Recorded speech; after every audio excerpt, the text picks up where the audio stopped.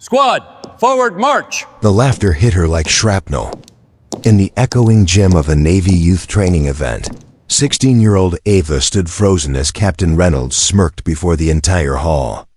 "Your mom's a Navy SEAL?" he mocked, voice dripping with disbelief. "That's cute. Maybe next you'll tell us she leads a platoon of ghosts." The other trainees snickered. Some whispered. Ava's hands trembled, her throat tight with humiliation, but she didn't flinch. "Not yet. Before I tell you what happened next, tell me in the comments where you're watching from. I love knowing who's listening."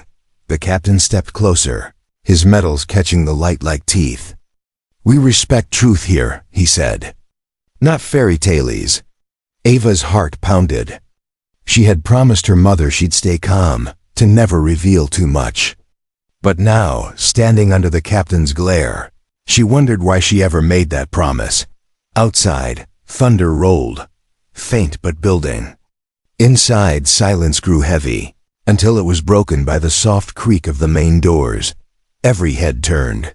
Boots hit the floor in perfect, synchronized rhythm. 1, 2, 50.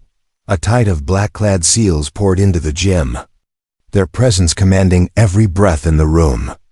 At their front was a woman with a scar tracing her jaw and a gaze sharp enough to cut steel.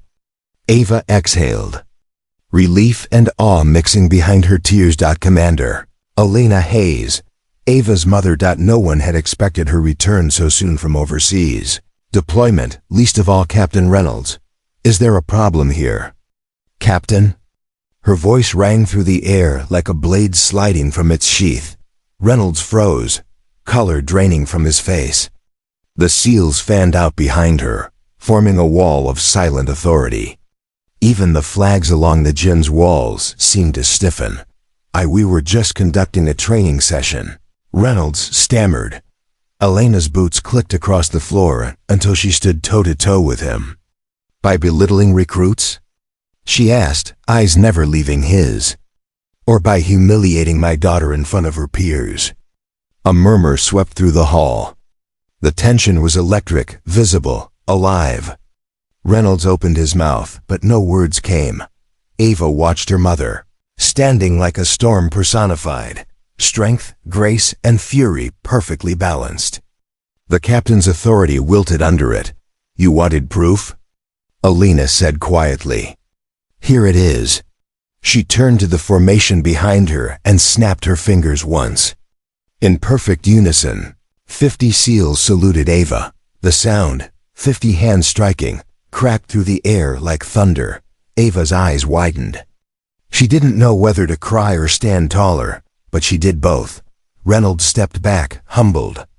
The crowd, moments ago filled with laughter, now stood in reverent silence. Elena leaned closer to him. "Respect," she said, "is earned and sometimes taught." For a heartbeat, no one moved. Then, the youngest trainee began clapping. One by one, the others followed until the hall erupted into thunderous applause. Ava felt warmth flood her chest.